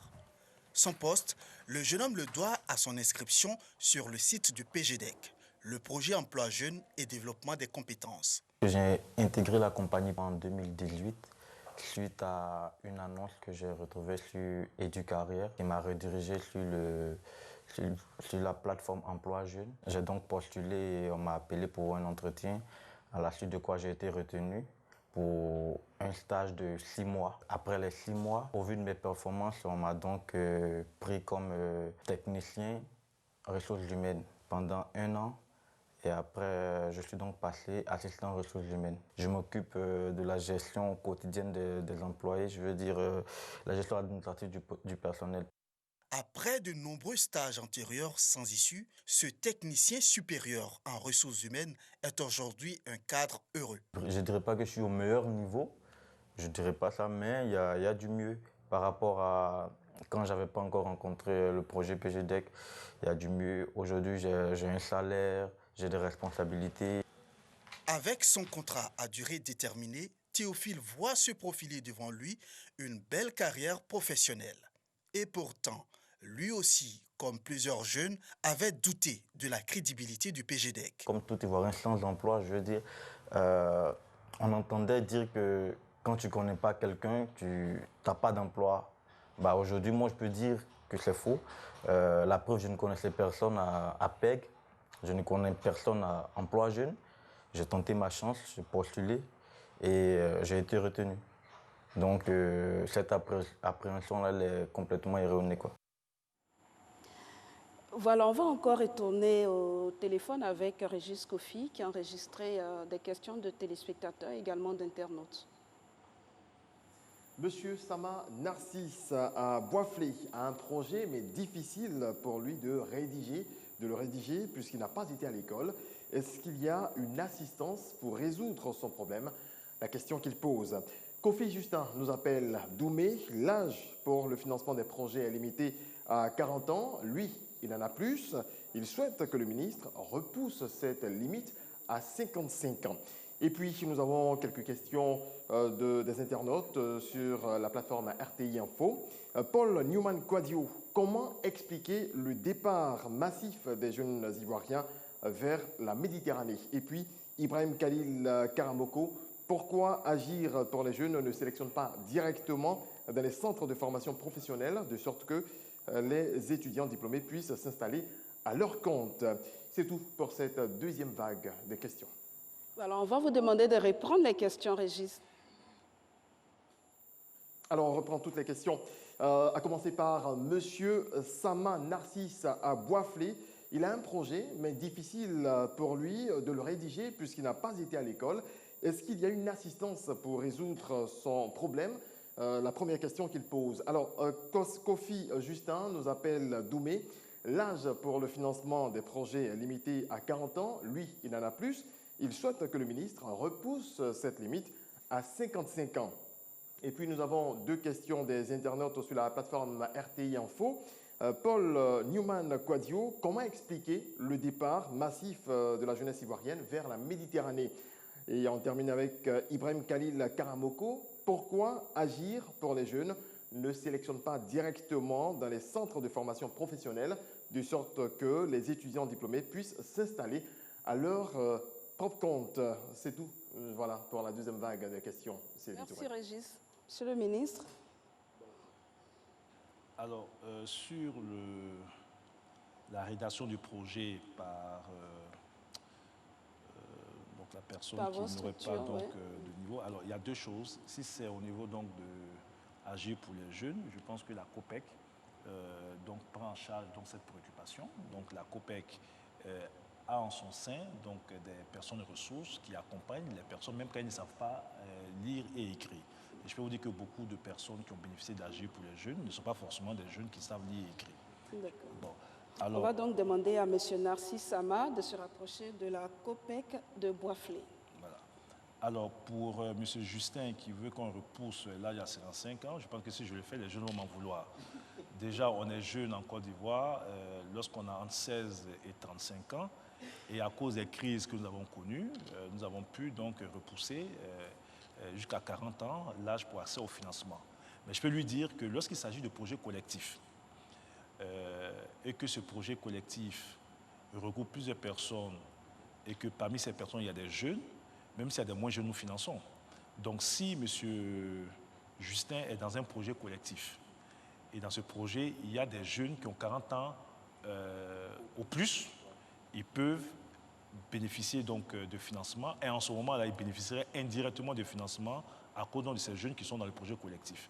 Mais pour les projets individuels, il faut avoir 40 ans en plus. Et je peux vous dire que 40 ans en plus, c'est un effort qui a été fait par le gouvernement parce que nous avons des partenaires techniques et financiers qui souhaitent qu'on respecte donc l'âge de 35 ans. Nous avons dû batailler compte tenu des crises que nous avons connues et du fait que certains jeunes, malheureusement, ont subi ces crises et ce qui n'est pas de leur faute. Nous avons souhaité leur donner un peu de chance pour leur permettre donc d'accéder à des financements. Alors pourquoi il y a le départ massif des jeunes vers la Méditerranée? Je pense que c'est une question centrale qui mérite un vrai débat. La question, l'idée qui est mise en avant, c'est de dire que bon, la précarité dans laquelle se trouvent les jeunes, la pauvreté dans laquelle se trouvent les jeunes, la situation du pays expliquerait donc le départ. Alors que nous avons un pays qui, dans un environnement sous-régional, a quand même une embellie économique et certains verraient donc une incohérence entre les performances économiques présentées et le départ des jeunes. Mais lorsqu'on va en profondeur, madame, lorsque vous regardez le rapport qui a été fait par l'OIM, la plupart des jeunes qui vont à l'extérieur ont un revenu moyen de 200 000 francs CFA par mois. Vous avez des jeunes ici qui ont eu des financements de 800 000 francs CFA, mais qui arrivent à faire des activités, ils arrivent à s'en sortir. J'ai rencontré des jeunes à Yamoussoukro, notamment un jeune qui, dans le cadre de nos programmes, a pu avoir 1 million de francs CFA. Il avait lui-même un peu de ressources, il a fait son taxi. Et il me dit, monsieur le ministre, j'ai un bénéfice de près de 10 000 francs CFA par jour. Vous avez cette dame que j'ai rencontrée qui vend son pain Kita, qui a eu un financement d'à peu près 900 000. Et qui me dit, monsieur le ministre, pendant les jours de fête, je parle jusqu'à 200 000, mais aujourd'hui, avec la situation difficile, souvent, c'est 20 000, 30 000 francs par jour. Lorsque vous regardez en profondeur, moi, je suis quand même élu de Daloa, je suis député de Daloa, qui est considéré comme la première ville de départ, mais je me suis intéressé à la question. J'ai parlé avec des jeunes, j'ai parlé avec les familles, mais il y a un problème culturel. Au-delà donc des questions économiques et autres que je ne veux pas forcément nier, mais beaucoup de jeunes vendent leurs affaires, leurs fonds de commerce pour partir. Vous avez des familles entières qui poussent leurs enfants à partir. Et ça, donc, la question, à mon sens, doit être traitée à 3 niveaux. La sensibilisation, donc expliquer aux jeunes qu'avec tout le dispositif que nous sommes en train de déployer ici, et Dieu sait que nous avons des exemples, je suis heureux qu'aujourd'hui, on voit à la télévision des jeunes qui sont restés, qui ont eu des financements, qui mènent des activités et qui réussissent. Donc c'est possible. Donc la sensibilisation. Et les sensibiliser sur les méfaits de la traversée du désert. Ensuite, la répression. Parce que ces jeunes sont souvent victimes des filières mafieuses d'exploitation. Et heureusement que le gouvernement a pris énormément de mesures, même au niveau donc des frontières, pour limiter donc, cette action. Et puis enfin, il faut accroître nos offres, les opportunités pour que tous ceux qui restent puissent donc bénéficier de financement. Et c'est ce à quoi nous attelons tous les jours. Alors pour les centres de formation, j'ai été moi-même, avant d'être ministre de l'emploi des jeunes, j'ai été secrétaire d'État à la formation professionnelle. Lorsque je suis arrivé à la tête du département de la jeunesse et de l'emploi, il y a une incohérence que j'ai voulu corriger. Vous avez chaque année 10 000 diplômés à peu près qui sortent de nos centres de formation professionnelle, qui sont formés dans des métiers. Et ces jeunes ont souvent du mal à avoir donc des stages, ont du mal à avoir donc du boulot. Vous avez une agence emploi jeunes, donc ces jeunes, dont les formations sont payées par l'État de Côte d'Ivoire. Et vous avez une agence qui s'appelle l'agence emploi jeunes, dans laquelle l'État met énormément de ressources pour régler le problème donc de l'insertion des jeunes avec les stages, les emplois salariés, etc. Je dis, mais il est incohérent de ne pas créer une corrélation entre l'investissement de base que l'État fait dans la formation de ces jeunes et l'investissement que l'État met dans l'agence emploi jeune. Donc j'ai demandé à l'administrateur de l'agence emploi jeune que de façon prioritaire, ce sont les jeunes qui sortent des centres de formation professionnelle qui doivent bénéficier de nos programmes de stage. Ça sert à quoi d'aller donner des stages d'entreprise à un jeune qui fait anglais, qui fait espagnol, etc. Je ne dis pas qu'ils n'ont pas forcément besoin de stage, mais en priorité, ce sont des jeunes qui sont formés à des métiers qui ont le plus besoin de stage dans des entreprises où ils peuvent mettre en évidence ou en exerce ce qu'ils ont appris. Donc sur ça, c'est ce que je peux dire. Pour le reste, pour les financements, ça s'adresse à tous les jeunes. Donc si vous êtes un jeune dans un centre de formation professionnelle, selon que vous remplissez les conditions pour l'un des 3 paliers de financement, mais approchez-vous de l'agence emploi jeune, mettez-vous ensemble ou individuellement pour aller présenter votre projet et en tant que jeune ivoirien, vous serez financé. D'accord. Monsieur le ministre, donc vous dites que vous avez lancé AJ2, c'est fini, AJ3 prend effet prochainement. Démarre lundi. Oui. Vous avez fait l'état de financement pour AJ2, AJ3. C'est quoi l'amélioration que vous voulez apporter dans AJ3? Bon, déjà, réduire tous les délais. Vous avez vu que pour un financement, en tout cas, nous, on a mis les ressources dès le mois de janvier à la disposition donc, de la COPEC, le mois de juillet 2019. Les jeunes ont été sélectionnés au mois de septembre, formés entre octobre, novembre et décembre. Et c'est à partir de janvier qu'on a commencé à mettre en place les financements, donc presque 6 mois. Ce que nous disons aujourd'hui, c'est que dès le lundi prochain, et les publicités devraient commencer dès ce soir ou demain à la télévision nationale, les jeunes sont invités à se faire connaître auprès des guichets emploi. Et tous les jeunes viendront donc avec leur dossier. Et les jeunes présélectionnés, donc on a tout le mois d'août jusqu'à la mi-septembre pour la présélection donc, de ces jeunes. Pour ceux qui sont déjà formés, ils auront directement dès le mois de septembre la mise en place donc, de leur financement. Pour ceux qui ne sont pas formés, c'est des petites formations qui partent donc, de 3 jours à 1 semaine. Ils seront pris en charge donc, dans la formation et dès le mois d'octobre, ils auront donc leur financement. Donc nous avons essayé de travailler la COPEC pour corriger tous les dysfonctionnements que nous avons constatés dans AJ. Vous savez, je peux vous dire, par exemple, que des jeunes se sont plaints ils se sont plaints du fait qu'au bout du financement, il y a certains jeunes qui ne sont pas du programme donc, Agir, mais qui ont eu des financements. Il s'avère qu'au niveau donc, de quelques COPEC, il y a eu des confusions, puisque la COPEC, par vocation, prête donc des ressources à des jeunes. Il y a eu, donc, dans quelques COPEC, pas toutes les COPEC, des confusions entre les jeunes ou des personnes qui viennent normalement à la COPEC et ceux d'Agir. Mais chaque fois que nous avons été saisis avec l'administrateur, cette situation a été corrigée. Mais comment on vérifie, c'est la dernière question sur la question, comment on vérifie que les ressources que vous avez mises à disposition de la COPEC dans le programme AJ2, comment on vérifie qu'elles ont été intégralement reversées aux jeunes et qu'il n'y a pas eu de retenues au niveau de la COPEC? Comment vous vérifiez ça? Nous avons mis en place une plateforme technologique qu'on appelle e-social, qui permet au ministre que je suis et à mes collaborateurs donc de suivre, je vais de façon instantanée, tous les déblocages et les financements. Et je peux vous dire que moi-même, j'ai interpellé plusieurs fois la COPEC sur la lenteur dans la mise en place des financements.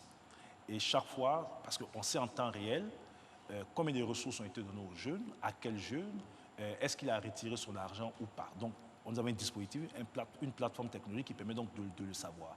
À date, nous avons déjà près de 95% des ressources qui ont été débloquées et nous avons 87% des ressources qui ont été retirées effectivement par les jeunes.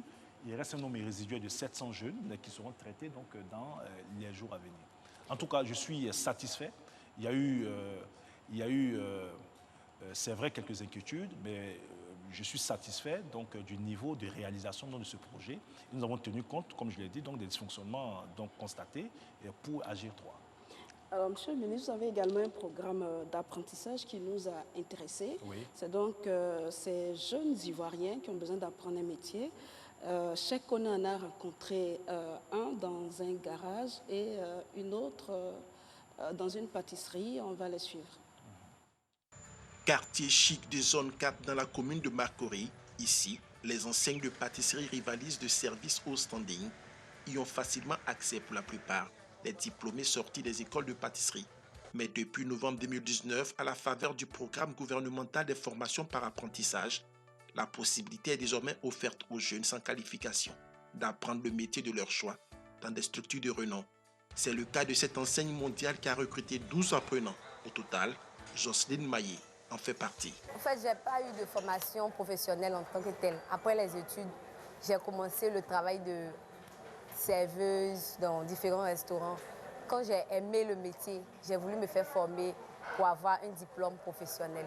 C'est pour ça que je suis partie vers AGFOB et Emploi Jeune aussi. Voilà bientôt 7 mois que Jocelyne exerce dans cette pâtisserie à 23 ans après qu'elle a arrêté ses études en classe de seconde et sans aucune qualification. À son arrivée ici, Jocelyne se dit aujourd'hui prête à affronter le marché du travail. Je peux affirmer même que j'ai été formée. Je savais faire 2 ou 3 trucs en restauration avant, puisque j'ai appris sur le terrain. Mais ici, c'est le service professionnel qu'on fait. J'ai appris tellement de choses ici. Pour les gens qui n'ont pas de moyens, qui veulent se faire former, qui veulent avoir un bon travail et tout, l'emploi jeune est vraiment bien. C'est à la suite de son inscription sur la plateforme de l'agence Emploi Jeune que Jocelyne a bénéficié de ce programme d'apprentissage qui va concerner à terme 10 000 jeunes dont l'âge varie entre 15 à 30 ans. Comme elle, Aboulaye Koné, âgé de 20 ans, en a lui aussi bénéficié. Ce matin, il est en plein apprentissage du démontage de la roue d'une berline. Plein de choses ont changé dans ma vie. Parce que, bon, il ne marche plus avec des gens bizarres. Parce qu'autant, il marchait avec des gens qui fument les trucs. Mais aujourd'hui, je suis une droite. Les formations par apprentissage visent à permettre aux jeunes de renforcer ou d'acquérir des compétences dans un métier en vue d'être opérationnel pour le marché du travail. Aboulaye est à 5 mois de la fin de sa formation, sur les 12 mois prévus. Une formation durant laquelle il a bénéficié d'une prime de 30 000 francs CFA par mois, accordée par l'agence Emploi Jeune. À la fin, il percevra un certificat de formation. J'ai eu mon diplôme. Je vais devoir dans les grandes sociétés de mécanique pour pouvoir continuer mon métier. Mon rêve, bon, c'est de devenir patron demain, ouvrir mon entreprise aussi, un grand garage comme ça, et puis pratiquer ma passion. Pour les structures d'accueil, ce programme a un double enjeu. Les enjeux, c'est de pouvoir fidéliser ces jeunes-là. C'est de pouvoir leur apprendre un métier, c'est de pouvoir les faire perdurer au sein de notre société. Dans un objectif d'expansion, nous sommes toujours à la recherche de jeunes.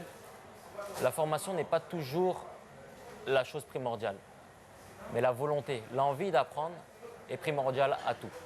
Un jeune qui a envie d'apprendre sera beaucoup plus productif qu'un jeune qui a un diplôme, mais qui se repose sur son diplôme. À ce jour, sur la première phase du projet, devant prendre en compte 3 000 jeunes, 2 891 ont été sélectionnés, soit 98% du taux de sélection. Malheureusement, la crise sanitaire du Covid-19 a impacté le bon déroulement de l'opération, notamment la fermeture des établissements hôteliers devant accueillir les bénéficiaires et l'augmentation du nombre d'abandons de la part des jeunes sélectionnés en raison de la crise sanitaire. Pour ce faire, une seconde phase de sélection de 1500 jeunes est annoncée pour le 17 août prochain sur l'ensemble du territoire national. Monsieur le ministre, quelle suite pour ces jeunes après l'apprentissage? Mais écoutez, nous avons voulu créer une cohérence. Ils sont formés et je voulais profiter pour remercier, c'est vrai qu'il y a un investissement important du gouvernement, mais tous nos partenaires techniques et financiers, la Banque mondiale, l'AFD, pour le PGDEC 1 et 2, c'est près de 50 milliards de francs CFA que la Banque mondiale a investi, a octroyé à la Côte d'Ivoire pour. Et pour le PGDEC 3, dont nous sommes en train de négocier les termes, c'est près de 60 milliards de francs CFA. Donc je vais remercier les partenaires techniques, mais surtout remercier mon collègue de l'enseignement technique, puisque ce programme est mis en œuvre dans le cadre d'une collaboration gouvernementale. Il y a une réforme sur l'apprentissage qui a été adoptée et qui permet aujourd'hui de donner une lisibilité sur l'insertion des jeunes par apprentissage. Alors, ils sont formés, ils ont un pécule. À la fin de leur formation, ils reçoivent du matériel pour s'installer. Mais ce que nous disons aujourd'hui, c'est que tous ces jeunes qui sont formés peuvent aussi accéder aux différentes plateformes de financement. Donc, Aboulaye, par exemple, qui veut ouvrir un grand garage. Bon, on va commencer d'abord par un petit garage. Aboulaye, je vais lui dire ce soir qu'après les financements de son apprentissage, comme tous les autres jeunes ivoiriens, il monte son projet. Il est soumis à l'agence Emploi Jeune, son projet est analysé. Et si la banque nous dit que le projet est bon et que les experts au sein du comité de sélection nous disent que c'est bon, mais Aboulaye sera financé. D'accord. Alors, au-delà des questions d'emploi, il y a aussi celle des valeurs morales. Nous avons interrogé quelques Ivoiriens sur cette question. On écoute leurs réponses.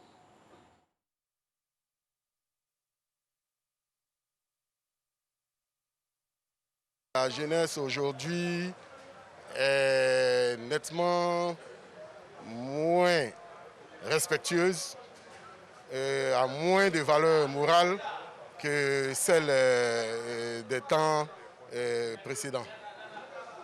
Il y a eu les mouvements donc, de démocratie et autres qui ont entraîné un peu plus de liberté et donc un peu plus de désordre.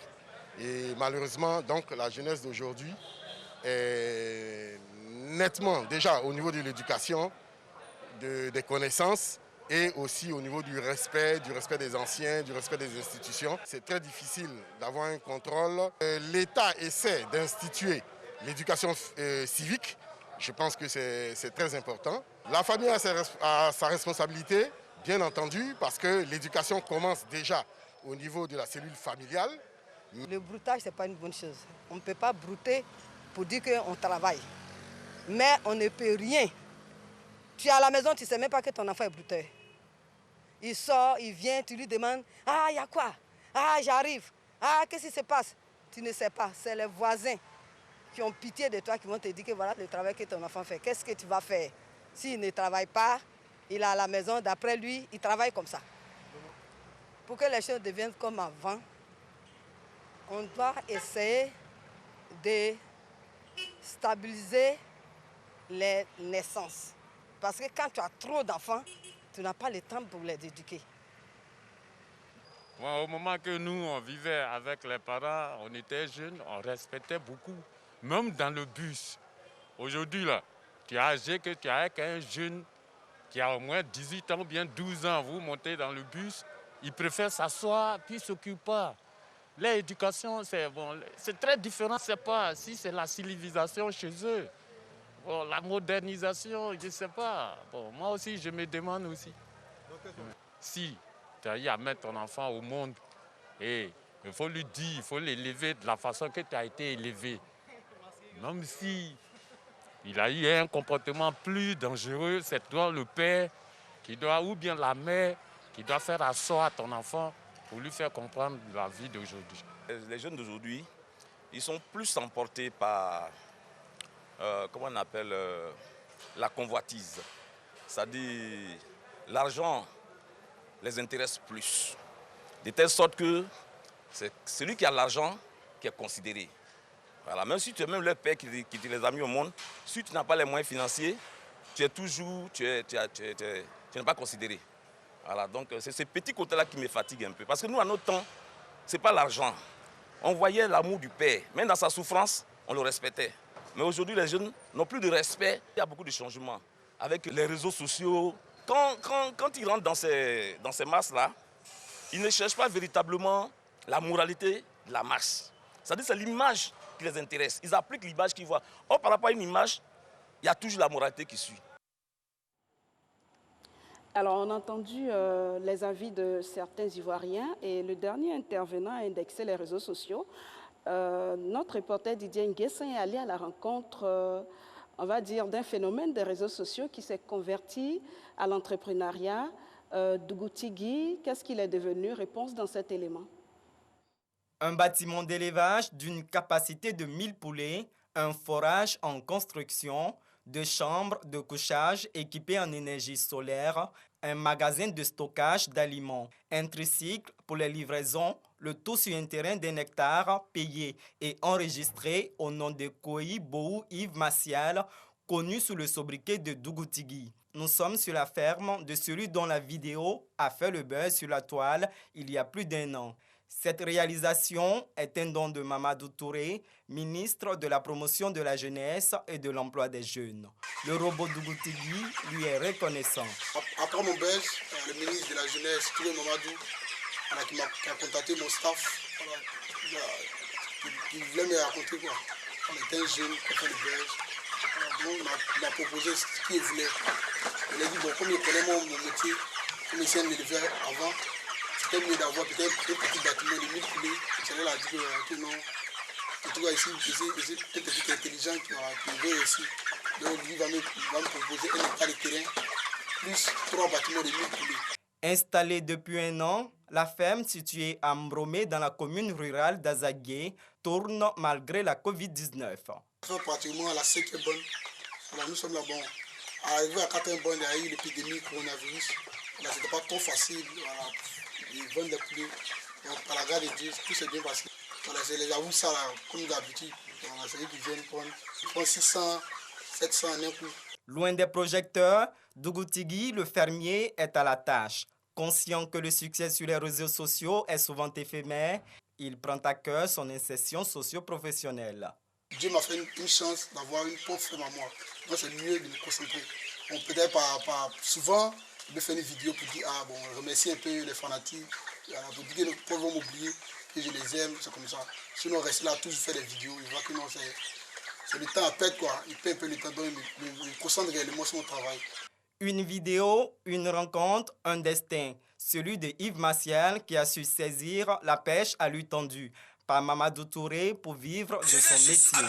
D'ici quelques années, on aura oublié la vidéo qui a révélé Dougou Tigui, mais la main tendue du premier responsable de la jeunesse, elle, aura offert la chance à un entrepreneur qui n'inspirera pas que des internautes avides de célébrités éphémères, mais surtout une jeunesse en quête de modèle, qu'il soit ministre ou fermier. Antoine?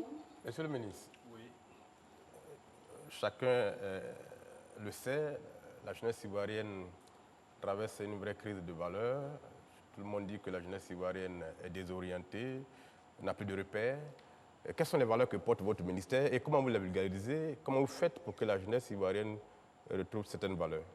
Permettez-moi rapidement de me réjouir pour ce que j'ai vu sur Douté, qui est un jeune qui aujourd'hui est un entrepreneur, qui a été installé, qui a été formé pendant plusieurs mois à Yamoussoukro, qui a sa ferme et qui lui-même a pu embaucher 2 personnes. Donc je me réjouis que depuis plus d'1 an, Douté tienne sa ferme. Et je souhaite qu'avec tous les programmes que nous mettons en place, on ait d'autres Douteries, d'autres entrepreneurs.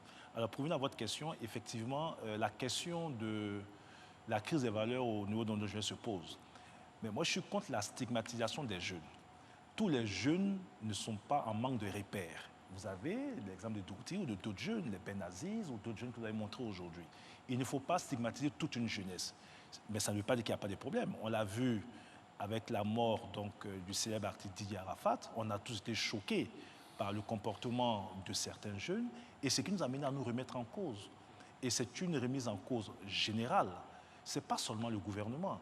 Le gouvernement fera donc ce qu'il a fait, tant au niveau donc, de l'éducation, tant au niveau donc, de la sensibilisation à travers nos ministères, ministère de la jeunesse, ministère de la femme, de la famille, etc., tant au niveau sécuritaire. Vous avez vu comment nous avons agi pour freiner le phénomène donc, des éperviers et comment des fumoirs ont été détruits partout à Abidjan pour réduire le phénomène donc, des enfants microbes, etc. Mais il y a la responsabilité des parents. Il y a une démission des parents, et ça il faut qu'on le dise. Ces jeunes sont à l'image de la société, de leurs parents, de l'éducation qu'on leur donne. Mais il y a aussi le rôle de la société civile.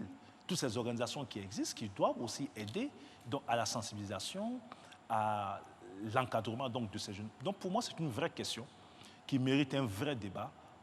Où en sommes-nous aujourd'hui? Où nous voulons aller demain? En tout cas, au niveau gouvernemental, le chef de l'État a une vision claire.